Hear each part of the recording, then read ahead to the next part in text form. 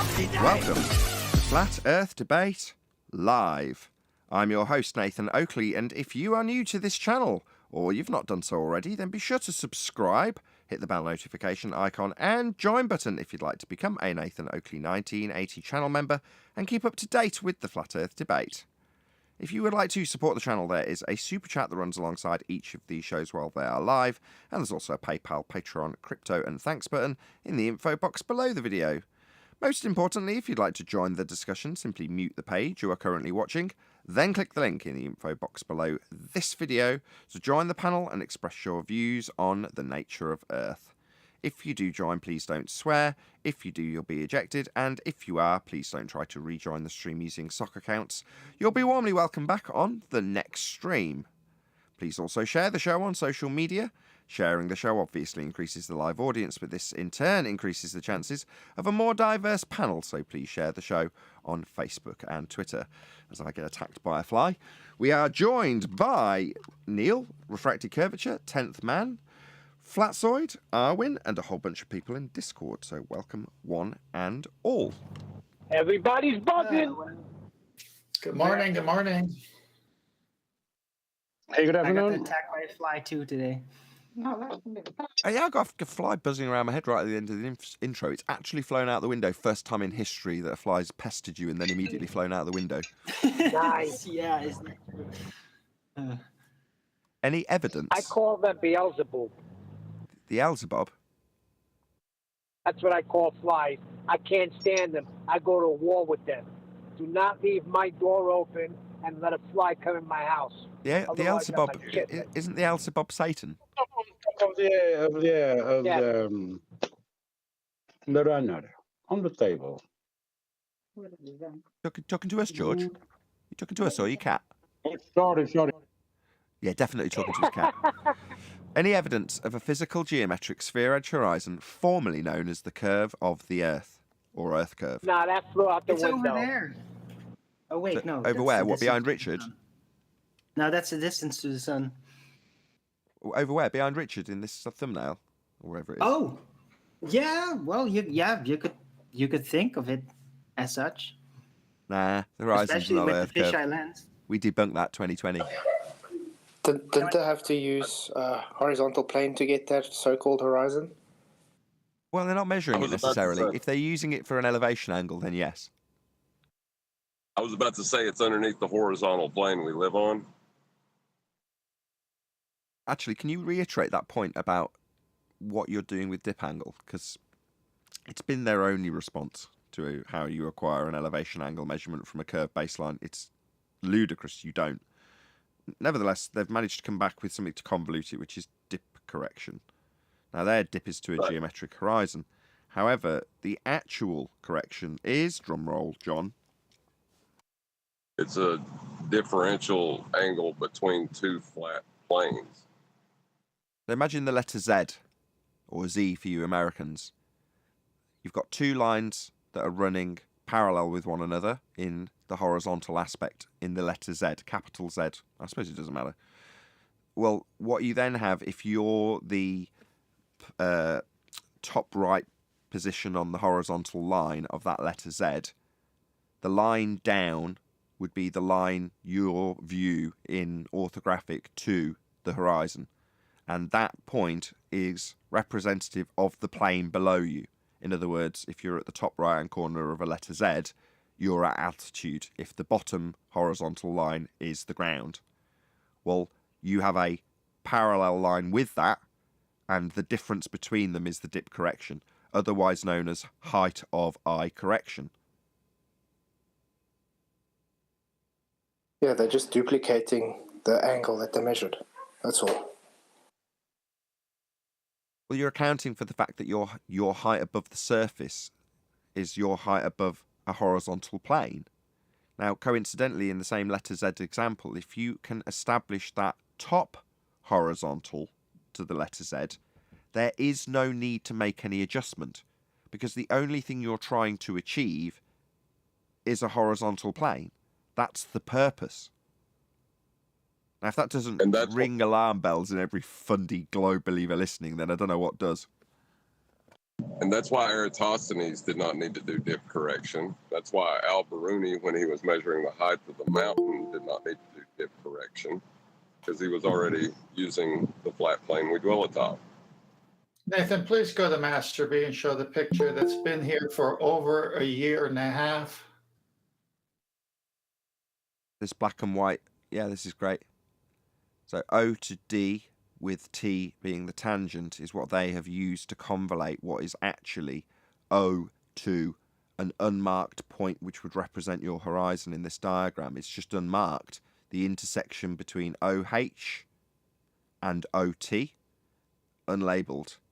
Well, that would be my letter Z. So for the audience's benefit, although it's going to be amongst this mess, this is your letter Z. Let me Go on. Let me give a stab at it. The O to D does not exist. The O to D does exist if D is at H, O apostrophe, H apostrophe. They're pre-assuming you live on the ball. That's why it's where it's at in this picture. Get rid of that dingleberry. No one at sea with a sextant sees what you see here orthographically. No one.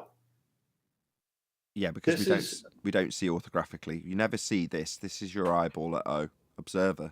When do you see the side of your own head? You don't. Yeah. Hang on. I'm going to post another picture. I'll be right back. And it was just yesterday I posted it, and we will comment on this. It'll just take a second. While you're doing that, any evidence you can acquire an elevation angle measurement from a curved baseline? No, that's why they hit totally straight. If you've got a vertical, you have a perpendicular to it. It's got nothing to do with the bottom. We get to the So, gravity no, question. sir. I want to get Anthony to cover this a bit as well, Flatsoid. So absolutely, this has got more to it. And as time progresses, I'm finding out that more and more people are, as you are, Flatsoid, well aware of how this argument is quite simple to argue. And yesterday, Sleeping Warrior disseminated that to me in such a coherent way. I was like, you've got to come on the show and spend 5 minutes going through this. Is your next slide come through yet, 10th? No, not yet. So we will do that once we get through a couple more housekeeping questions. I get to gravity, because it's connected back. And Anthony has described this before. The penny just didn't drop for me when he disseminated it last time. But hopefully we'll get to that in a second. Here we go. I still want to attempt to answer. What's you answering? How you get an elevation angle measurement from a curved baseline? Yes. Geodesics. Oh, yeah, I could kiss you. Well, just keep that under your hat for about another 30 seconds. Go ahead, 10th. Okay. Okay. This is what you see. This is the horizon. This is straightforward with real life perspective. Do you see that OTD? Do you see it going over a ball? Because you're above the ocean here, and you got to do height of eye to that ocean, because your sensible horizon is a theoretical horizon with a bubble or a plumb line, and it's parallel to when you do height of eye to the ocean surface. You don't see OD going over something. There's no going over anything. Indeed. Any scientific evidence of gravity? Oh, you're gonna move past my geodesics, or Yeah, you no, want to it's save going it for to connect after? back. It's going to connect back. Good morning. Promise. Let me just introduce See, Anthony. Hello, Sleeping Okay. Warrior. Yo, there's an overlap with geodesics as well. Because Arwen's right. Geodesy is where they make lots of the claims. But if planar surveying uses X, Y, Z coordinates, which everybody accepts that they do, then the Earth would measure curved. So geodesy wouldn't even exist, because it would already be measured by planar surveying. So the question is the fact that geodesy exists, is that fact proof that it's not a globe? Because if it was a globe, it wouldn't even need to exist. Is that not a guilty, like, what do you call it? Boo, you ruined the spell. An embedded confession, Nathan? The fact Yeah, that it's a geodesy good way of exists putting it. proves But, that it's not a and globe. Darwin's right. Right, boo. Yeah, from Baldwin's point of view. Yeah, you're ruining the spell, Anthony. Keep ruining the spell. That's what this is. The fact that No, but I'll say it Tony's again, I'll say it totally again. on target. No. I'll Yeah, say he it is. again, because it might Yeah, take say a few again. weeks for people to absorb it. The fact that geodesy exists is a subtle admission that the Earth cannot be spherical, because if it was, planar surveying would measure it. So geodesy would never need to even exist. Take a while for people to get their head around That's Yeah, that goes against the model as well. Right, the hoping globe we- model too. It's all of it. Should we maybe explain it for the people that are slow, Anthony? Well, XYZ coordinates are length, breadth, and depth, right? So you get XYZ coordinates when you buy a desk. It tells you how long it is, how wide it is, and how deep it is, right? So you know whether it's going to fit in the hole that you're hoping to fit it in. That's XYZ coordinates. If Earth was spherical, it would be measured by planar surveying using XYZ coordinates, and geodesy would not even need to exist. The very fact that it exists is a subtle admission that the Earth cannot be spherical because it wouldn't need to exist otherwise. That's a very good point. It probably was created specifically to mask that the globe model was originally derived from a flat plane. It's a very good point. So then let's address gravity for a minute. I like to beg the question with gravity because I like watching them fail to define it. They can calculate it and they can talk about it and they can reify it into existence with both methods, talking about it and calculating it into existence. They do that. But when you ask them to define it, none of them will say it's the effect of the curvature of space-time caused by the uneven distribution of mass. Because in doing that, you're negating Newtonian gravitation, not Newtonian laws of motion, Newtonian gravitation. They're not the same thing. But because they won't define it, they just want to talk about it and pontificate around it all the time. Well, I like to talk about gravity, and Nathan hates talking about it because he likes to just cut it off at the head. I like to talk about it, and that's the beauty of the topic, right? But you can chop it off at the head when it comes to trigonometries and all the star observations and stuff, because the more you talk about it, the more confusing it gets. And as much as I love 10th and I love all the talk, it's confusing because you've got to really stay with it to understand it, right? For me, at this moment, the simpler point to make is if Earth and its mass warps space-time, which is what LIGO 2015 and Eddington 1919 both are said to prove, they both say that Einstein is correct. So if Earth does warp space-time, then the use of a sextant for the globe Earthers is redundant and void because they haven't got any straight lines, because Earth is warping all the lines of sight that you're looking out to the horizon. You're seeing everything in an apparent position because Earth's mass is warping space-time. It's causing essentially refraction. They haven't got any straight lines to measure angles to, right? But that's assuming that you ignore 7/6R on top of the curved lines that are caused by bending space-time. So for years, they've argued about, say, Isle of Man or lighthouses or whatever. They always apply 7/6R. But when it comes to measuring angles, they don't want to acknowledge 7/6R because it gives them a curved line that they can't measure any angles to. Well, when you point that out to them, they say, well, it's pretty much straight. Or we can adjust for it with the almanac. Okay. Well, how do you adjust for it with the curvature of space-time caused by Earth's mass? Because that's not considered. And it would have to be, wouldn't it? Where is that adjustment? And when you're talking about stars that are light years away, those distances make a minuscule amount of difference on the angle massive in terms of how far away they're supposed to be on their model, because they're no longer the distance that they claim if you apply the bending of space-time. But Hate to disagree. I got a question. Hang on. Forget it. Just hang on. Well, that's assuming that you can even measure the angle in the first place. So why let them measure the angle in the first place and argue about mathematics when you can just say, forget that, you can't get any angles because 7/6R applies, bending of space-time caused by Earth's mass applies. You can't measure anything. There's nothing in the skies in the place that it appears to be when you're applying a Euclidean measuring device that we call sextants, and you need the bendy space-time sextants that you don't have. That's what they need. So why do we even need to beg the question or apply any mathematics whatsoever? Just say that you can't use How do you measure an angle with a sextant, ball Earthers? You can't. Right. I So just like before it. you challenge him, I want to summarise his point. So what Anthony's saying is, if you're to take, it's the best diagram I got at the moment because it's on screen, right? So you've got a line of sight to the geometric horizon in the diagram on screen. It's this dotted line, and then you've got a line of sight out, and we'll pretend that this is to a star. So this is going to be, as opposed to their diagram for boats going over their geometric horizon, this is going to be the line of sight to the horizon to establish a horizontal plane to then get an angle from it. And Anthony's saying, as we've said for quite a significant period of time, well, you haven't got a straight line of sight to the horizon. How's that geometric horizon working out for you, Rufy? Good? 7/6R. They haven't got a straight line. Further to this line not being capable of being seen and used for an angle if it's bent at 7/6R, they have this line to the star. And Anthony's saying, your line to your star is bent through geodesics in space-time, fourth dimensionally. What we have in our hand is a three-dimensional Euclidean tool for measuring angles. It's a glorified protractor. So your glorified protractor won't be measuring a line that is bent through a geodesic in space-time to a star as you claim it is. So you don't have this line to the star straight for an angle through a protractor, which is what a sextant is, because your line to your star is also bent.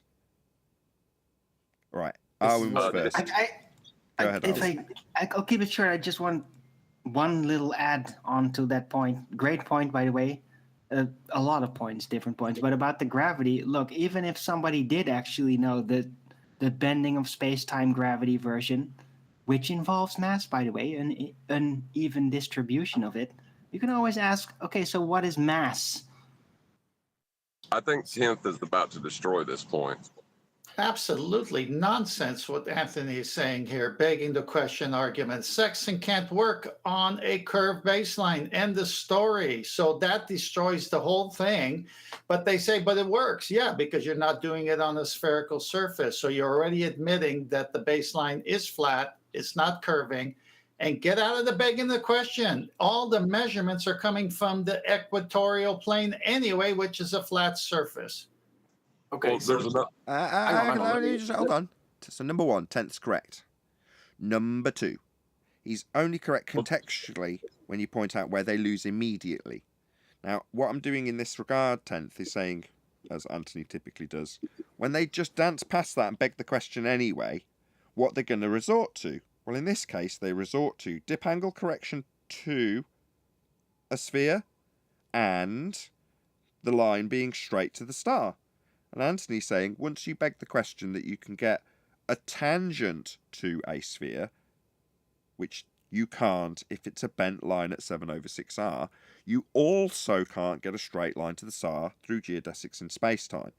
So he's just adding to people's arsenal. That is not to say that when QE typically is the one to reiterate this, and today 10th Man is the one to reiterate this. You're kicking a dead corpse. It's already had its head removed. You need a flat baseline.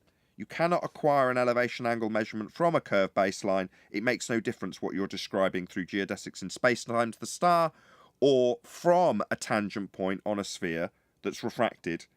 So, yeah, 10th's right. Doesn't mean Anthony's not right. He's right after the No, question. I'm not disagreeing with Anthony about the geodesics in space, and if they're going to camp on that milestone, they lose based on what Anthony said. What I'm trying to get to is how a sextant works, because guess what? The sextant works. So if it can only work with a flat baseline and not a curved one, then that right there tells you we don't live on a curved Earth. And then when you look at their books, when you look at their books, they're never getting the angle from the curve. Can I try to? Yeah, no, hang on. let me respond. Let 10th finish his point. Guys, it. just stop stepping on each other. It's taking longer. Go ahead, 10th. Just round out your point. Thank you. Yeah, thank you for moderating. Unlike yesterday when I left. Thank you. I'd like to turn it over to refracted curvature before Anthony responds. I already know where he's going. Go on. Right. Anthony is answering the red herring they put out when they describe angles to things. So, correct. As far as that goes, it is an answer to a red herring. That's correct. Anthony knows this. What Anthony did cleverly yesterday, right, in his defence, because he knows I get angry real quick when it comes to this stuff, so he has to give me a string of disclaimers before he's allowed to do it in my presence, right? Anyway, he did that. Went through his proof sheet and the penny dropped. I'm like, wow, that's amazing. That's really good. They haven't got a straight line to the star either. Wow, that's great. You must come on and disseminate this. And he's like, I already have. You just didn't get it, presumably because you were telling me not to beg the question. And then, Anthony loves a shit sandwich. He says, you do realise that your first housekeeping question in regards to the elevation angle actually invites them to beg the question. So technically, you are guilty of this on a daily basis. Now, obviously, I've made excuses lined up. I'm like, well, it's part of a globe debunking. You gotta preface it with globe stuff. You know, I had all my defences lined up. But ultimately, Anthony's right. If you study the questions, regardless of whether or not you want to go, oh, they're globe debunkings. Yeah, well, they are. But why are we offering them up? Now, I can give all of you the audience excuses that I gave to Anthony in regards to, well, you've got to contextualise it. You have to understand why you're unpicking and begging the question, because the question's being begged. That's why. It doesn't alter what 10th man, who is ultimately the most correct, and John, in terms of his dissemination of this particular point, is also correct. We're talking about kicking a dead corpse. It's already having its head cut off. You can't get an elevation angle measurement from a curve. We're just dealing with the response that comes from an anti-flat earther thereafter. And if we don't arm the audience with it, when the guy on the other side says, nah, you get your angle by way of the dip to the sphere, here it is in my diagram. Well, they're not going to know how to overcome that. It's not a rebuttal. It doesn't overcome the fact you can't get an elevation angle measurement from a curved surface. But that's not dip. Dip is height of eye. We know, you know. I'm glad you're reiterating it now. But there was someone else in the queue. Who was it? Was it you, Flatzoid? No, it was me. I wanted a chance to respond to what Tent Okay, said. fine. Go ahead, Anthony. So Tent's opening line was what I just said was a lot of rubbish because you can't get an angle from a curved baseline. And that's true. I'm not saying that that's wrong. I'm saying, okay, focusing on the curved baseline is what Tent's doing. What I'm saying is, well, if we accept that you can't get a curved an angle from a measured curve from a curved baseline, then their line of sight that they apply is also curved because Earth's mass curves the line of sight, and it also 7/6R applies. So you've never got any straight lines of sight. So whilst Tent's focusing on the curved baseline, I'm focusing on the other part of the angle, the other line, and saying they haven't got that either. So it's not that it's a load of rubbish. Hang on. I'm not focusing on the curved baseline. And you just switched from line of sight and you went into their world where everything's curved. You made a nice little switch there. There's only two claims I've ever made about the sextant after reading about it. One, it's an angle measuring device, right? And you can't get an angle from a curved baseline. These are facts. These are, you can't argue with those two things.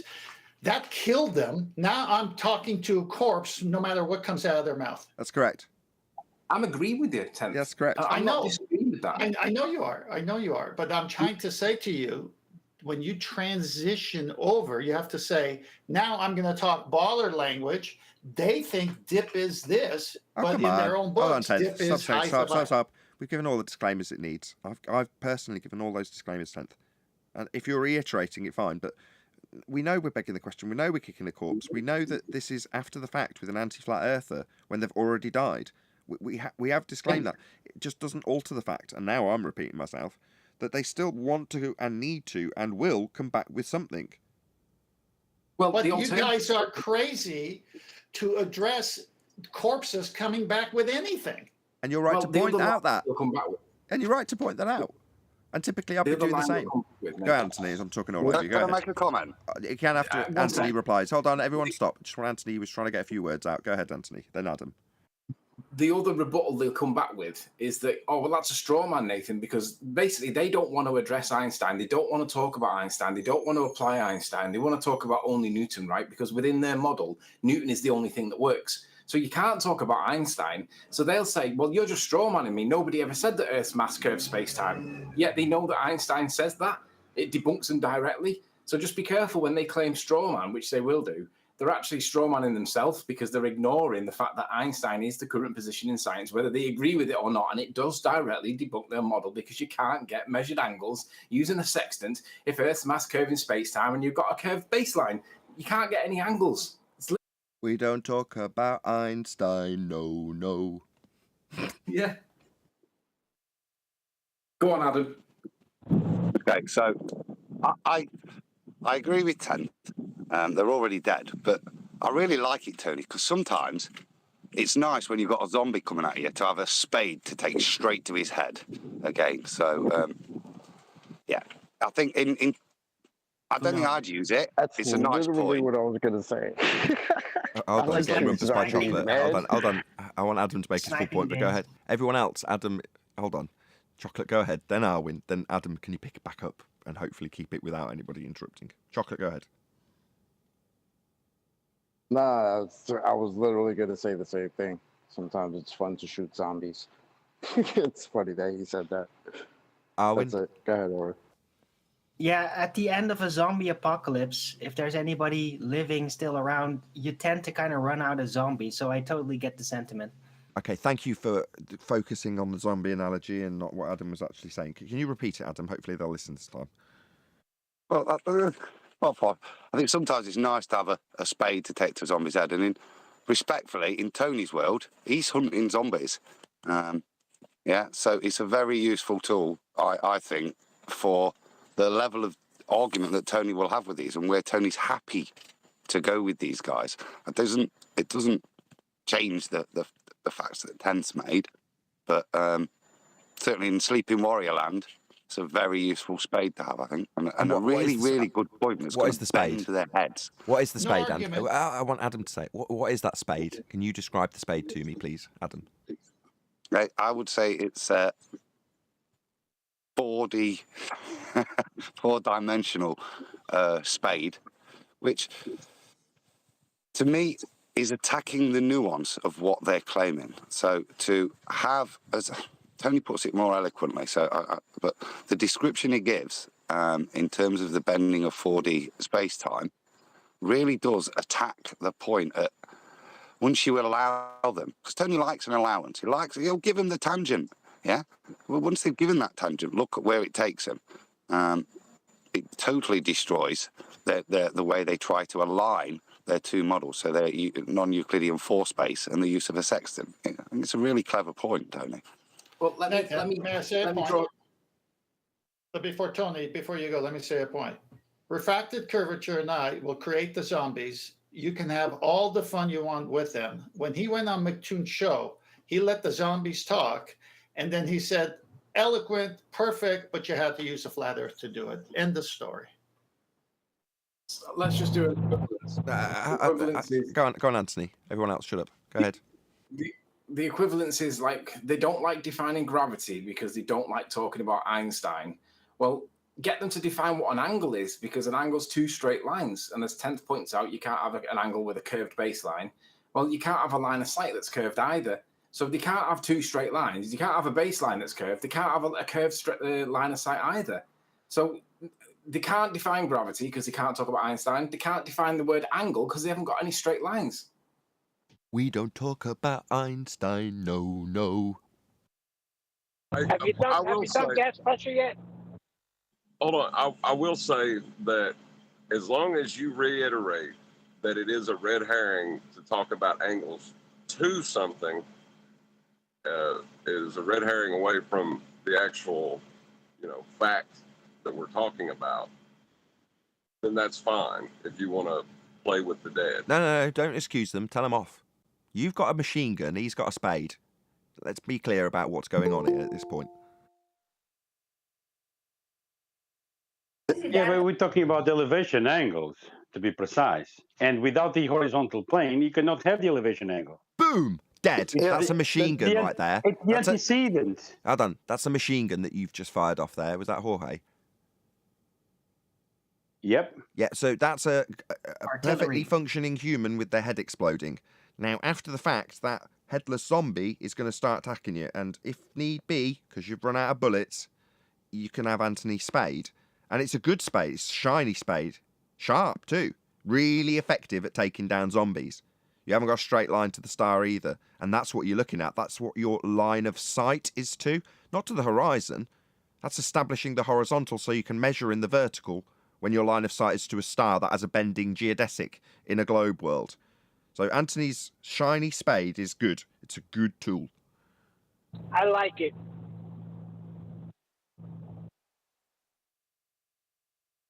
It's just no machine gun, eh, John? Right, well, I was about to say, it's like fixing bayonets. Nobody really ever does it anymore in modern warfare, but they still exist. So I guess it's nice to have. It's like a line from Snatch when he gives him the gun. Weight is a sign of quality. And if it doesn't work, you can hit them with it. You could always hit him with it.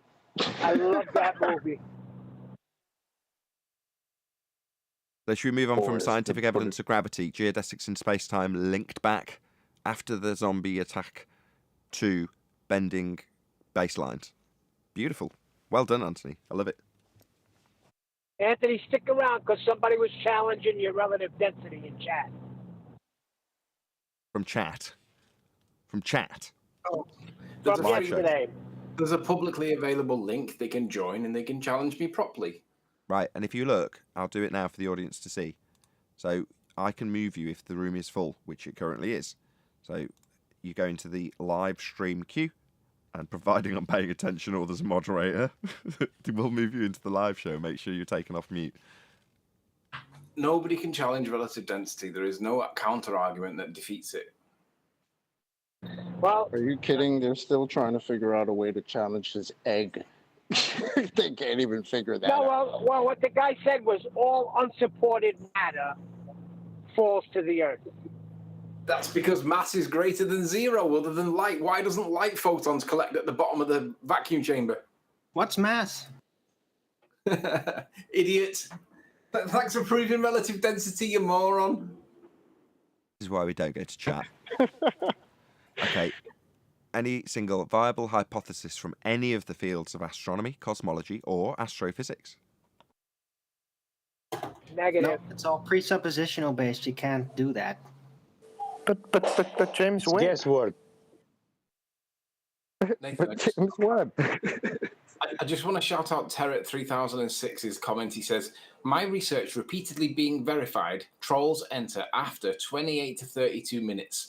And the reason why that is because they can only last 10 or 15 minutes, and then they've got to wave it. They've got to, what's the word? They've got to ride it out for the last 10 or 15 minutes after they've been called out on either logical fallacy, begging the question, reifying for mathematics. They can only last 10 or 15 minutes, so they can't come in too early. Terry, it's good observation though. They do only come in towards the end of the show.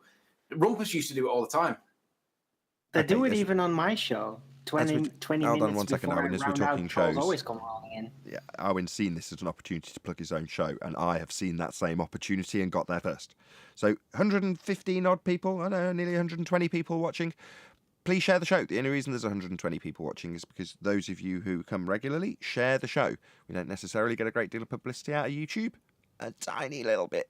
So if you share the show, that's why we end up with a reasonably substantial audience of 100 plus people, or nearly 120 people at this very moment, half an hour into the show, which is excellent. So please share the show if you've not done so already. If you have, a massive thank you for sharing the show.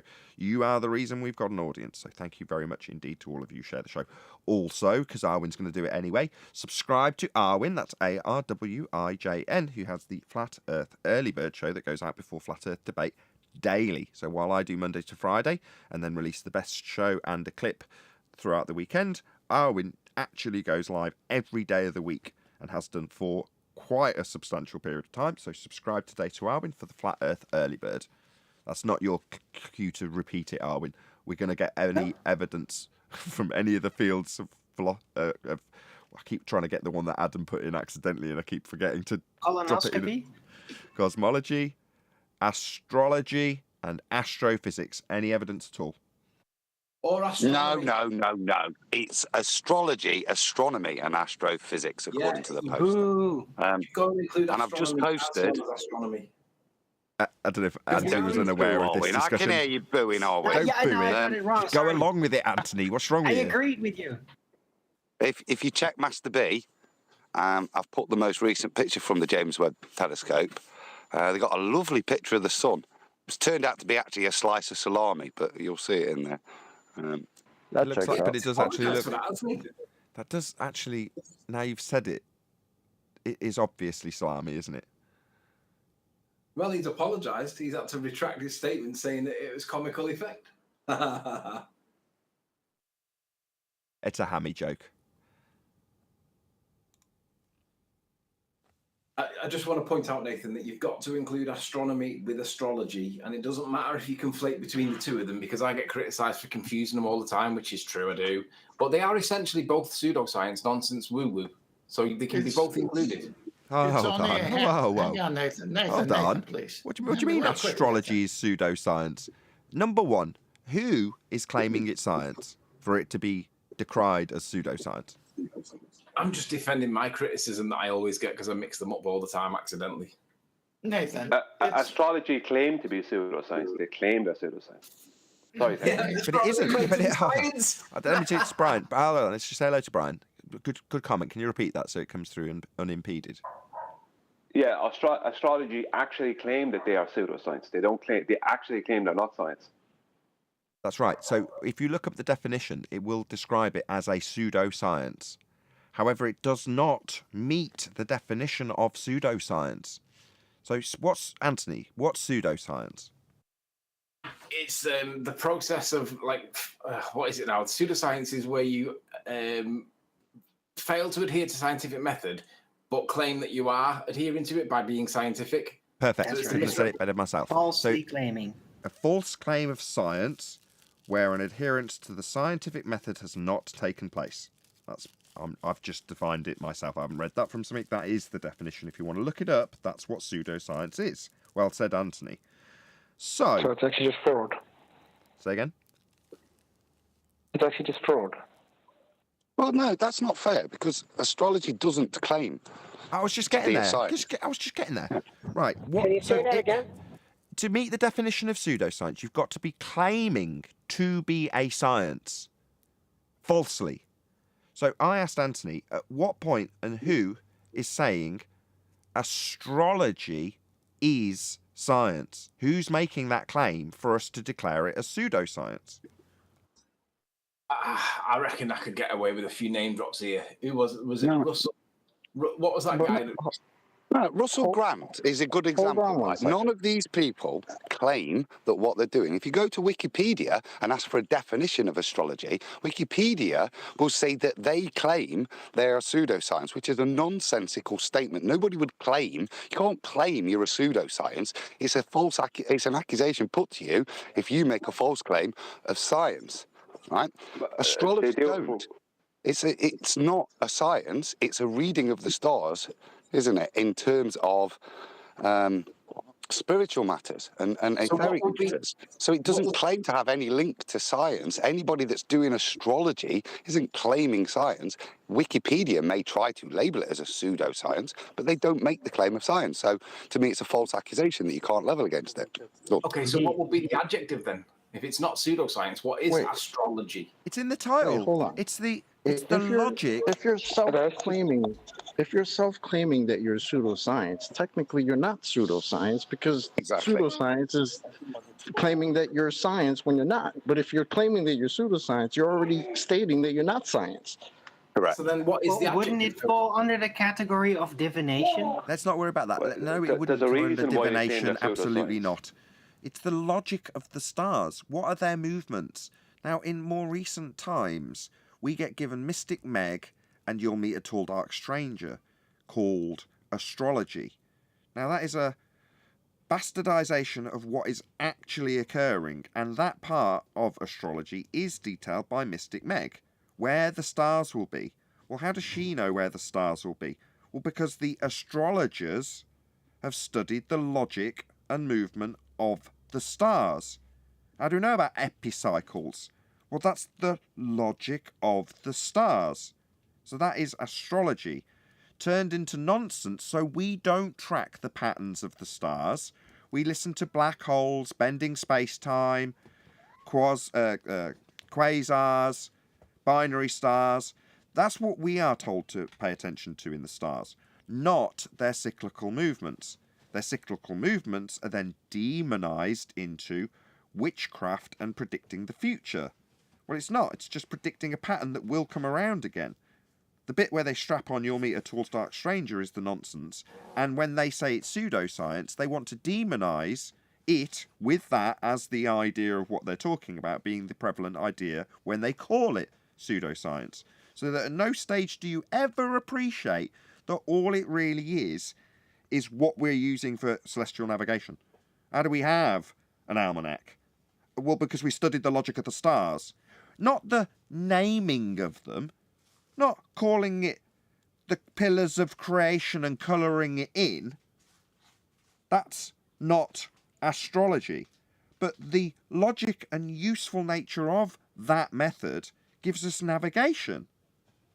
So with that in mind, and the deception we discover here daily in that particular area of our life, the sky, why would it be necessary to demonize what is simply the logic of the movement of the heavens and praise the naming and colouring in of the heavens and giving it cinematography of the heavens? Why would that be called actual science? Finally, I get to my main point, and I'm going to stress it again because I've been so long getting there. They call astronaming, astronomy, science. Science whether you like it or not. No, it bloody isn't. That's the very definition of pseudoscience. A claim of science that has not been through the method. Do you think calling something a quasar or a black hole is putting a cause and effect relationship through the scientific method? Absolutely not. But they call it science, don't they? So the astronomy very much meets the definition of pseudoscience.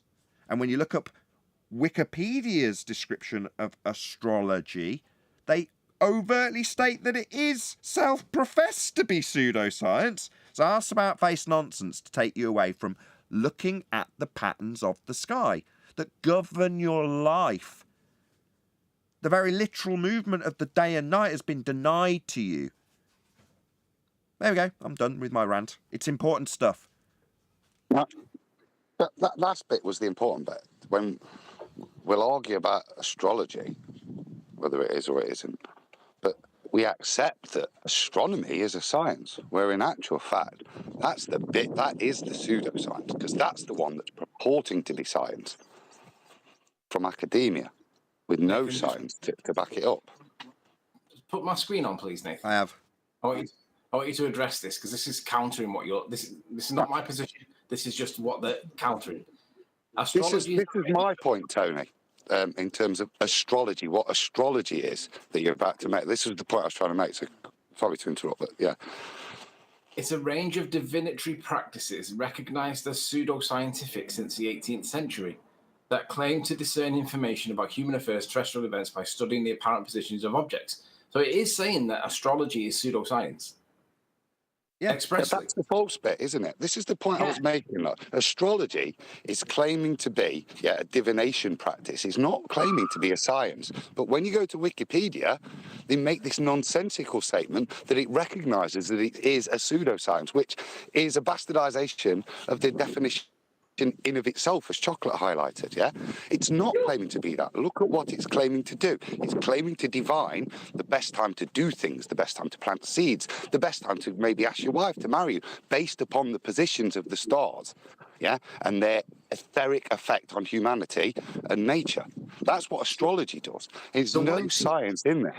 No, that's the inference people take from astrology. No, that's the new reincarnation of what astrology has become. Now, while people may have taken the logic of the stars and then used that information to determine when the best time to plant seeds was, and that was then loosely connected back to the logic of the stars, then that process has become the end result and description of what we accept as astrology today. Only the end bit. So the loose connection to, well, we've got this information from the stars, most people brush over when they read Mystic Meg in the paper. What they focus on is the time to plant seeds is you'll meet a tall, dark stranger. That's how that has evolved. Like I say, it might have had some, probably a high degree actually, of value when you talk about knowing when to do things by what time of year it is. So what's Adam actually saying? If I break it down, he's saying it's a good time to plant seeds before it all goes frosty and all goes, so that they can grow when the sun comes out. You know, when they're planting the seeds and muck spreading. What sort of time is that? Is it middle of summer? No, it is not. Well, those patterns and seasons are what happens in the sky.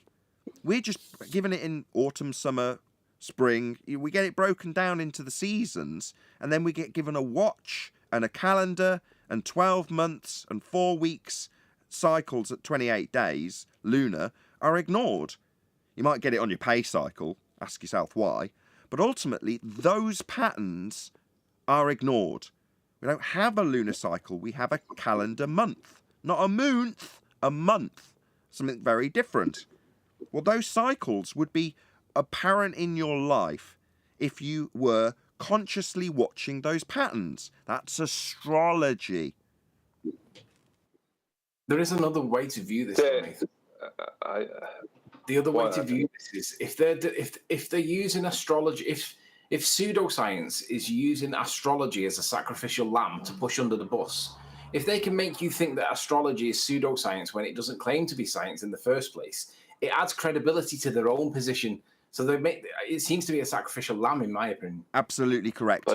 Excellent analysis. Yes. Hold on, there's something else too. That's what I was trying to say. Let Brian go first. He was trying to get a word in. Go I ahead, didn't get Brian, to say then this. I couldn't get in since I said that astrology claimed to be pseudoscience because everyone was talking about it. But I wanted to add that the reason that they claim to be pseudoscience openly is because the likes of astronomy and cosmology was down their neck. Say, prove your stuff scientifically. The cheek of it, cosmology and astronomy, astrophysics, prove your stuff scientifically. And they weren't claiming to be science. So now they claim to be pseudoscience. So, eventually astrology had to become pseudoscience, even though they weren't claiming to be science, just to get the likes of them away from them. Yet Kepler, Brahe, Galileo, all these people, famous people, they were all astrologers. But yet astronomy thinks astrology is only woo-woo. So. Yeah, Brahe, for example, was he was objecting to the notion of the stars and their distances when you assumed the R value and then apply Kepler's laws of interplanetary motion. And you end up with the stars being objectionable, according to Brahe, because they'd have to be massive. At those distances, they'd have to be absolutely vast. Cut to modern times, and his objection turns into part of the heliocentric rhetoric. Cue the Earth versus the Sun versus Betelgeuse. And you see these enormous, great big suns. So ask yourself this, why is it that they're enormous? Well, because of the scaling values of Kepler. That's why. Not because they are. Because there's a necessity highlighted by Brahe, an astrologer. Right. Possibly add something? They turned a 2D virtual plane into a 3D and then scaled it all up and claimed, oh, this is that far away. That means it's that much bigger. It's that simple. Well, they take the nonsense, the consequential nonsense that comes from the heliocentric viewpoint, as Brahe highlights, yeah? So the consequential size of Betelgeuse, if we put it into this system, is this. He's ridiculing it, right? He's not saying it's this big. He's saying that is just nonsense. Look at this, yeah? From that, 100 years later, that's fact. They're that big. I like to phrase it in this following dramatisation by me. So Brahe says, well, they'd have to be enormous.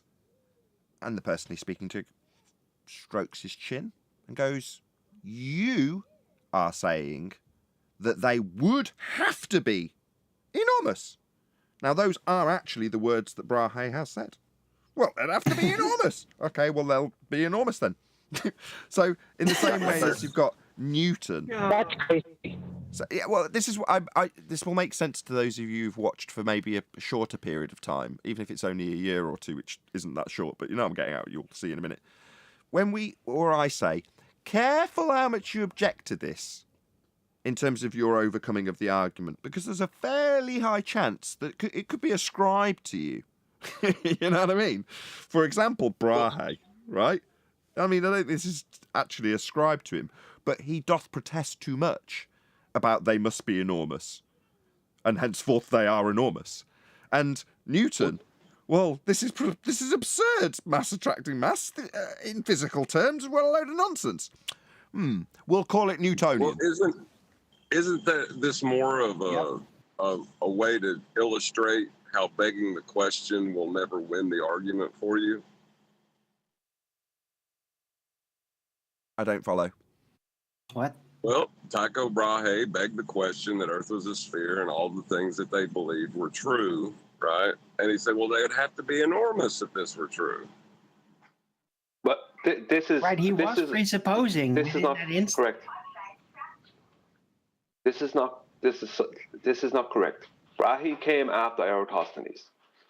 Eratosthenes, now maybe it's correct for the stars, but Eratosthenes, the claim is that Eratosthenes had to add the R value, but we also required parallel sun rays at the Eratosthenes demonstration, because you need parallel sun rays to get the shadows on a spherical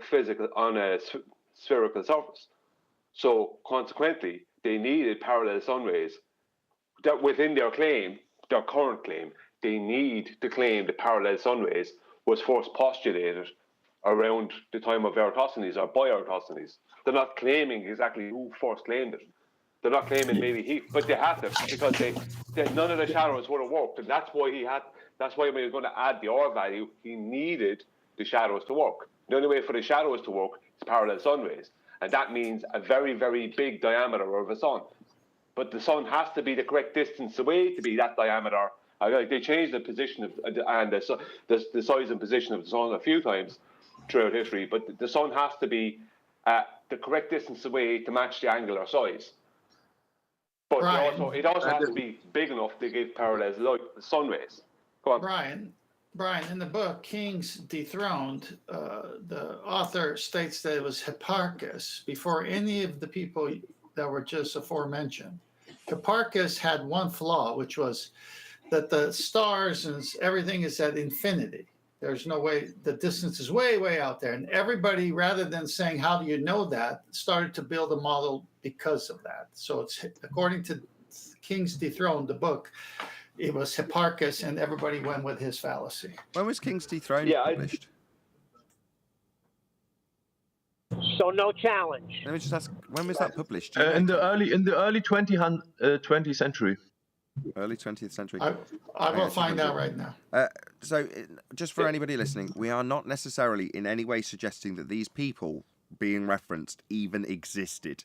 All we are doing is tying down the current narrative without any primary source research attached to it, just what is currently disseminated as the rhetoric. Doesn't mean that they even existed. Obviously, if the model doesn't exist, then the people claiming to have claimed that the model does exist as a physical thing in reality, that would be the ball Earth, may not have existed either. And if you try and do a bit of primary source research on them, you very quickly find the timelines much shorter than you might hope for, given how long ago these people are supposed to have done this stuff. 1920. Can I add one thing? You got to see this, guys. Nathan, put my screen on if you would, please.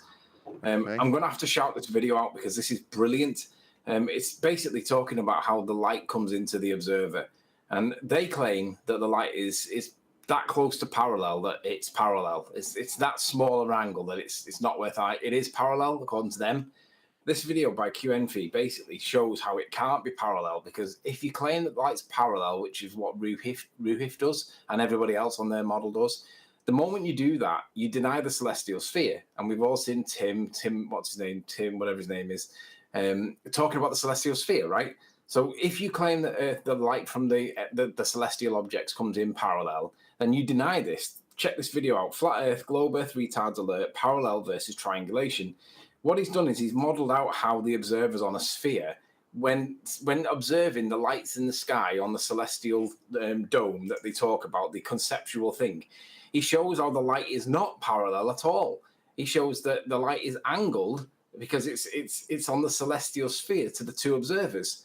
So the moment you hear the words parallel light, the next thing you say to them is, so you deny the celestial sphere, because the light can't be parallel if the celestial sphere does exist the way they say it does on their model. It doesn't exist. It's nonsense. Brilliant, brilliant video.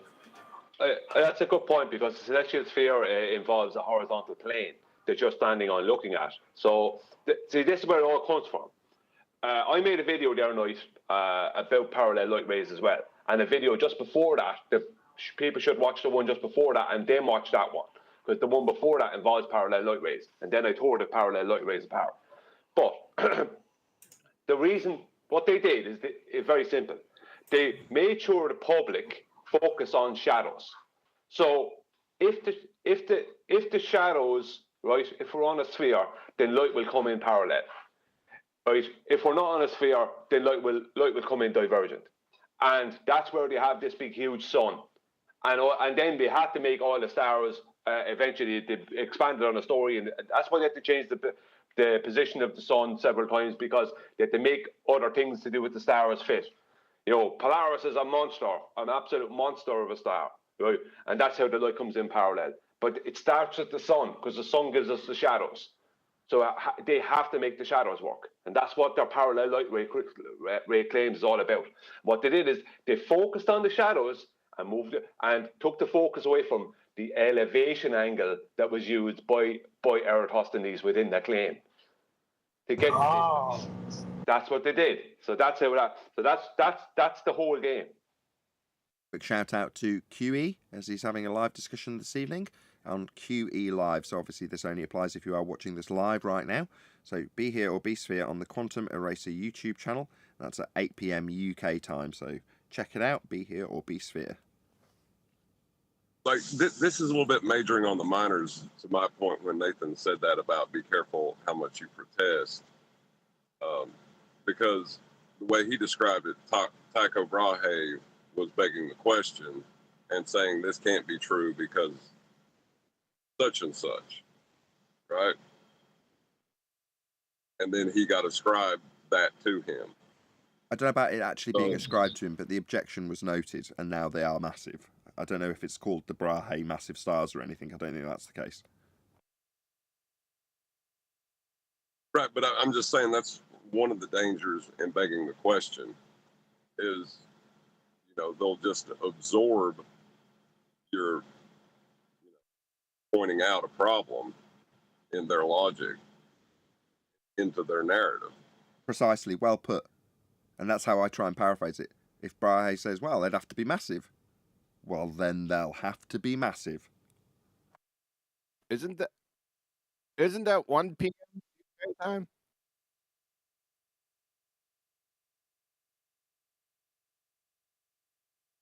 Who was that? Hello? Say again? Isn't that 1 p.m. UK time? No. 1 p.m. UK time, no. I'm sorry. 1 p.m. UK. 7 p.m. UK instead of 8 p.m.? Is it 7 p.m.? My bad. Yeah, 7 p.m. UK time. What's the time in the States in the different time zones? And I'll use that to round out with. 1 p.m. US Central. No, stop. Do the full plug. The full... I just woke up. Be here or be sphere for Quantum Eraser's live show, which is interactive with the public every Tuesday at 7 p.m. UK. 1 p.m. US Central. What about standard time? Yeah, it's titled The Palm Face, in parentheses, before the ether storm. Thanks, have a nice day. With that, I'm going to say, if you are watching this on either Nathan Oakley 1980 or Nathan Oakley Premiering Streams, then stay tuned, as there will be an after show to follow. Unfortunately, though, if you are watching this live, this is where we bid you farewell. Huge, massive, enormous thank you to all of you. Smashed the super chat, liked, commented, shared, subscribed, joined as a Nathan Oakley 1980 channel member, and all that good stuff. I've been Nathan Oakley, and I will see you all in the next video.